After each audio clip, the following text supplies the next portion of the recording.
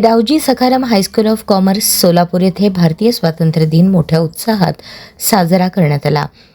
कार्यक्रमाचे प्रमुख पाहुणे संतोष भाभी वंब यांच्या हस्ते ध्वजारोहण करण्यात आले.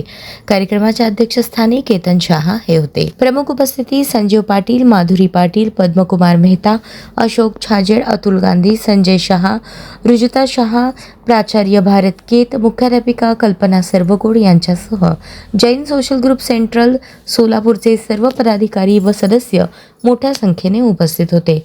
प्रमुख पाहुणे संतोष भाभी वंब यांनी आपल्या मनोगतात विद्यार्थ्यांना शिक्षणाचे महत्त्व पटवून देताना सांगितले की आजच्या स्पर्धात्मक युगात केवळ पाठ्यपुस्तकातील ज्ञान पुरेसे नाही.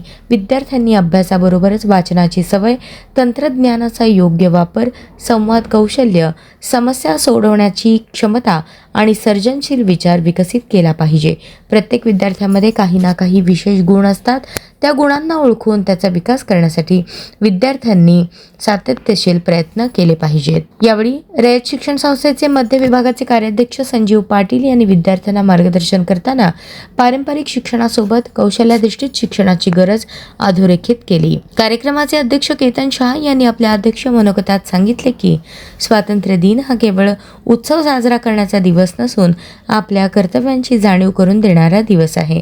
विद्यार्थ्यांनी स्वातंत्र्य सैनिकांच्या त्यागातून मिळालेल्या स्वातंत्र्याची किंमत ओळखून देशाच्या प्रगतीसाठी योगदान देण्याचा संकल्प करावा. शिक्षण, संस्कार, शिस्त आणि क्रीडा यांच्या माध्यमातून विद्यार्थ्यांचा सर्वांगीण विकास झाला पाहिजे असेही त्यांनी सांगितले.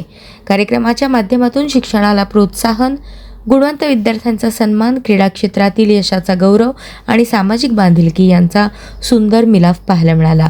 कार्यक्रमाचे प्रास्ताविक प्रशालेचे प्राचार्य भारत केत यांनी केले. सूत्रसंचालन गजानन गोरे यांनी केले तर आभार रमेश वडावराव यांनी मानले.